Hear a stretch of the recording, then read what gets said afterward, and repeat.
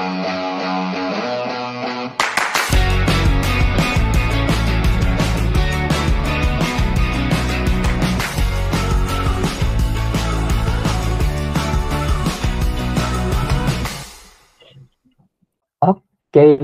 selamat pagi. Untuk pembahasan selanjutnya terkait effective meeting, kita ada pembahasan tentang agile team meetings atau interaction planning. Dan di interaction planning kita biasa sebutnya sprint planning ya.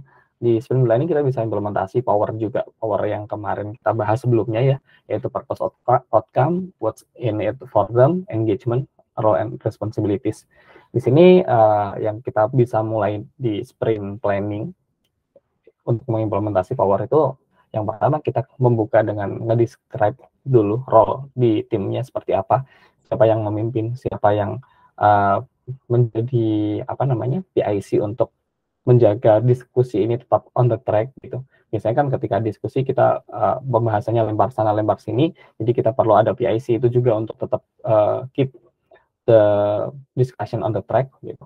Kemudian ada beberapa juga yang harus menjadi notulen. Kalau misal nih ada sprint story point-nya yang lumayan tinggi, gimana caranya ngatur gimana. Jadi teman-teman semuanya punya role di masing-masing, punya role sendiri di sprint planning tersebut. Kemudian yang selanjutnya adalah product backlog to the team. Jadi product backlog apa yang mau di-increment, yang mau di-deliver di sprint ini harusnya dilempar dulu ya ke teman-teman di tim gitu. Dan di sini kita bisa mendiskusikan kenapa kita harus memberikan story point yang sesuai di situ gitu. Misal satu case, misal register sama forgot password gitu. Login, register, forgot password. Mungkin beberapa kita lempar ke tim, mungkin teman-teman ada yang bilang itu cuma 2 aja lah cukup gitu, karena itu sudah ada di codingan sebelumnya misalnya kayak gitu, tinggal refaktor dan lain sebagainya. Cuman mungkin teman-teman yang lainnya ada yang berpendapat 3 atau 5 gitu. Dalam hal ini teman-teman yang lain pasti akan memberikan kondisi-kondisi yang mungkin terlupakan sih. Misal ternyata si forgot PIN atau forgot password ini butuh OTP atau butuh ngirim ke WA dan SMS ke customer atau ke user gitu. Dan itu di legacy code-nya belum ada, jadi kita perlu explore dulu kayak gitu. Dan ada kemungkinan yang menyarankan story point-nya 2 tadi belum memikirkan case ini. Jadi dengan diskusi yang terbuka seperti ini, kita bisa membuat semua orang itu lebih aware aja sih, lebih sadar dengan beberapa kondisi yang belum terprediksi sebelumnya gitu. Dan dengan kondisi-kondisi seperti ini dan implementasi power ini, kita bisa membuat semua tim atau semua attendees di meeting tersebut itu lebih engage, lebih tertarik lagi sama meeting tersebut, seperti itu. Yang kemudian ada demo day. Demo day ini adalah meeting yang bertujuan untuk menunjukkan bahwa teman-teman udah menyelesaikan sprint dengan baik gitu. Dan demo day ini bisa dihadiri oleh teman-teman members atau teman-teman di dalam tim, stakeholder dan manajemen. Fungsinya apa? Fungsinya kita perlu sharing knowledge, dan di dalam meeting itu akan lebih interaktif lagi karena kita bisa nge-review nih per fitur-fitur yang udah di-deliver sama teman-teman, yang udah di-develop sama teman ini, apakah ada potensial bug dan sesuai dengan definition of done yang di-define di awal, seperti itu. Untuk melakukan demo day ini, kita perlu yang namanya planning dulu. Planning dalam hal ini bukan planning yang seperti sprint planning ya. Yang jelas kita perlu discuss lebih jauh tentang apa sih demo day ini. Kita perlu bahas story-nya apa aja gitu. Story-nya apa aja. Misal dari satu sprint itu kita punya 3 user story. Ya kita deliver yang 3 user story ini ke semua team member gitu. Semua team member kita jelaskan apa aja user story yang sudah kita develop selama satu sprint. Kemudian kita semua tim, semua attendees, semua pendatang di meeting tersebut, kita punya panduan yang sama atau punya pandangan yang sama bahwa 3 user story ini punya definition of done yang semuanya juga sudah mempelajari dengan baik gitu. Kemudian yang eligible atau yang layak untuk menghadiri meeting tersebut yaitu semua agile team. kemudian product owner, essential stakeholder, dan mungkin bisa di other team members gitu. Mungkin kalau misal teman-teman ada yang front end nih, front end dashboard gitu, yang ngerjain dashboard, tapi teman-teman pengen tahu nih apa yang dikerjain teman-teman apps gitu. Ya, teman-teman front end juga bisa datang sih. Teman-teman front end dashboard ini bisa datang ketika di modenya apa apps gitu, mobile apps gitu. Karena mungkin kondisi-kondisi yang ada di dalam apps, teman-teman dashboard akhirnya mengetahui nih bahwa mungkin di dashboard bisa diimplementasi hal yang sama gitu. Apabila memang ada beberapa problematika yang sekiranya similar atau tidak jauh berbeda gitu. Dan mungkin teman-teman yang lain atau tim members yang lain gitu bisa memberikan solusi di mana ketika ada teman-teman apps yang lagi mendemonstrasikan hasilnya mengalami kebingungan ketika coding seperti itu. Kemudian ada time box, yaitu kita harus ngelimit meetingnya sesuai dengan story-nya. Yang selanjutnya adalah follow the agenda. Di sini agenda kita membagi menjadi 4 bagian ya. Yang pertama review sprint 2, yang kedua demonstrate each sprint, provide feedback, dan identify new blockers. Jadi waktu yang disarankan adalah maksimal di 60 menit sebenarnya untuk setiap kali demo day, yaitu dengan kita mengikuti mengikuti rules seperti ini, kita akan lebih efektif dalam pelaksanaan meetingnya ya.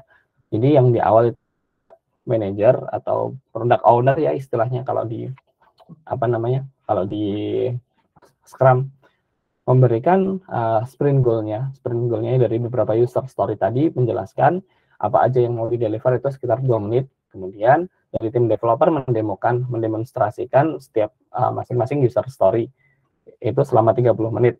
Kemudian product owner dan stakeholder memberikan feedback nih selama 20 menit. Di sini memberikan feedback apakah sesuai dengan flow yang di awal atau sesuai dengan ekspektasi dari beberapa stakeholder yang mungkin udah request fitur tersebut, itu selama 20 menit.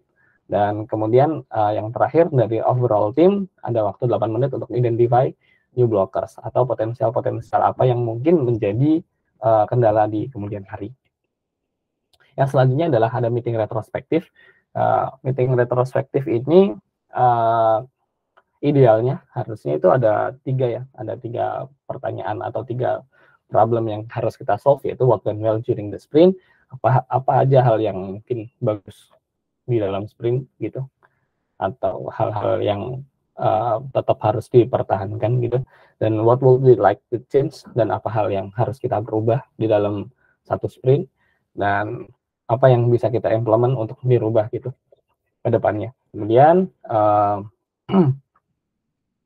karena retrospektif ini akan bakal memberikan feedback untuk satu orang dan orang lainnya, satu dan ke yang lainnya gitu. Makanya kita perlu untuk memberikan data yang benar-benar cukup ya. Kita nggak bisa memberikan nge-blaming satu orang atau memberikan kritikan ke beberapa orang tanpa ada bukti yang valid ya. Dalam hal ini memang kita di meeting retrospektif tidak dianjurkan untuk memberikan menyudutkan beberapa belah pihak, tapi kita bisa membahas lebih ke hasil atau lebih ke reportnya, quality of work-nya gitu. Jadi yang kita bahas masalah quality of work gitu. Dari sini kita bisa menyodorkan beberapa data ya. Kalau kita udah pakai Jira ya, kita bisa menyodorkan beberapa data, misal presentasi dari story yang sudah selesai gitu. Team velocity dan number of defects reported gitu. Dari beberapa data ini kita bisa mengambil bahwa gimana sih teman-teman itu proses menyelesaikan sprintnya gitu. Komitmen di awal seperti apa, ketika komitmennya harus selesai di hari Selasa, apakah mundur atau seperti apa. Itu yang bisa kita bahas atau kita bawa ke meeting retrospektif. Kemudian masalah tim velocity gitu. Masalah tim velocity ini, apakah dari tim itu benar-benar komitmen di awal untuk membawa semua backlog yang dikomit di awal itu selesai pada waktunya gitu, tanpa ada yang namanya carry over dan lain sebagainya. Dalam hal ini tim velocity ini perlu banget ditunjukkan datanya. Karena apa? Karena itu adalah hasil kerja dari teman-teman selama satu sprint gitu. Number of defect reported ini kalau di kita biasanya ada satu board sendiri khusus untuk defect ya. Defect ini adalah bug-bug yang mungkin muncul ketika ada di dalam sprint gitu. Dan hal ini kita juga perlu disupport ya. Dalam hal ini biasanya teman-teman QA udah memberikan data number of defect reported-nya ini, dan dari sini kita bisa ngelihat siapa sih yang cuma asal ngelempar codingan ke teman-teman QA tanpa ngetes duluan gitu. Dan apakah dari sini unit testnya benar-benar dijalankan atau nggak cuman positif case-nya aja, cuman harus juga nge-cover secara negatif case-nya, seperti itu. Kemudian kita juga bisa nge-provide data during retrospektif, yaitu seems like sprint burn down, team velocity, control chart, dan lain sebagainya, yang dimana ini udah di cover sama Jira. Gitu. Kemudian yang tidak kalah penting adalah create and assign action items. Jadi kita nggak cuma ngomong sana kemari tanpa ada tujuan, tapi kita fokusnya kepada action items. Dari sekian banyak what went well, what we like to change, dan how we can implement. Ya, dari sekian banyak obrolan itu kita harus fokus ke action items gitu. Action items dari per divisi mungkin, per orang mungkin, apa yang perlu diperbaiki.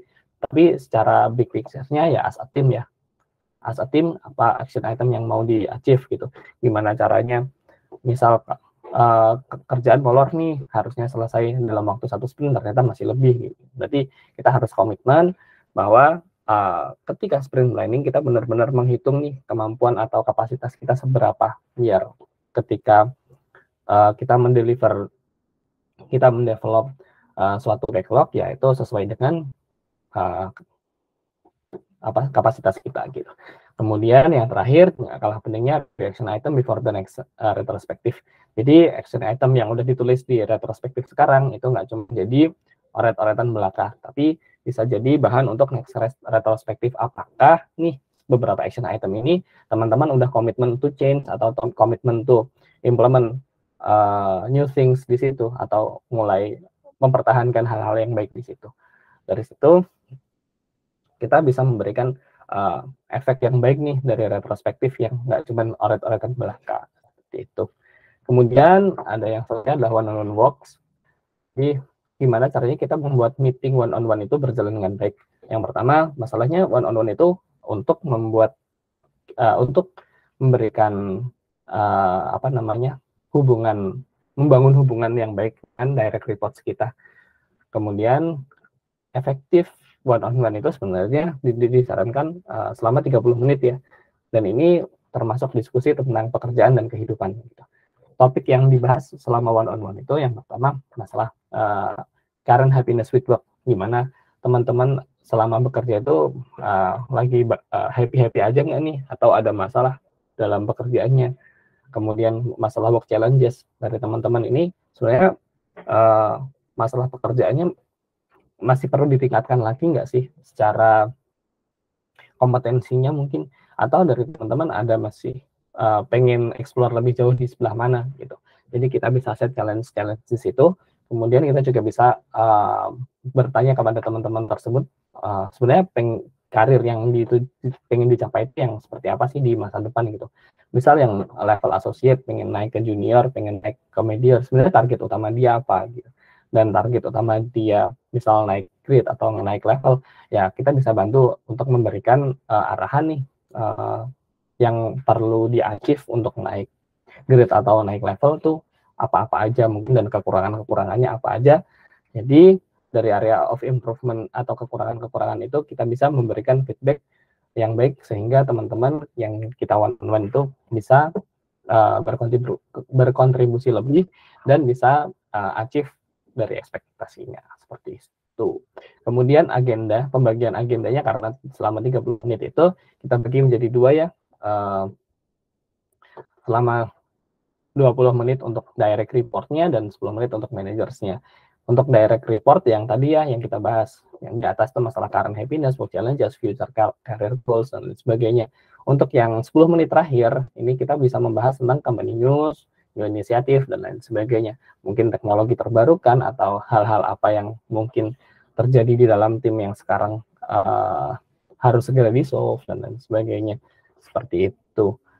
Ketika kita merasa struggling atau merasa mentok di proses one on one gitu, ya ada beberapa hal yang harus kita lalui sih. Yang pertama, kita harus menyiapkan meeting one-on-one itu seperti meeting-meeting yang lain. Mungkin meeting yang lain kayak grooming, planning, dan lain sebagainya itu sudah disiapkan dengan baik ya.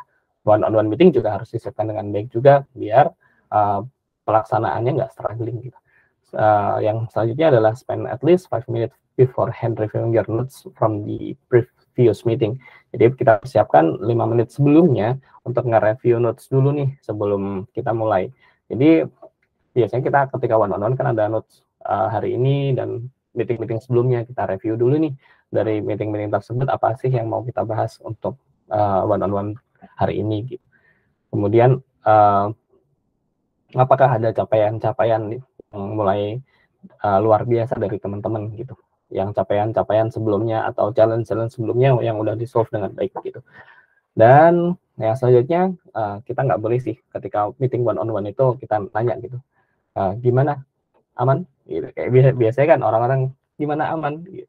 Ya itu sebenarnya pertanyaan yang sebenarnya kita kalau bisa jangan dipertanyakan sih ke teman-teman ketika one-on-one gitu. Terus apalagi kita mempertanyakan kayak mau bahas apa nih?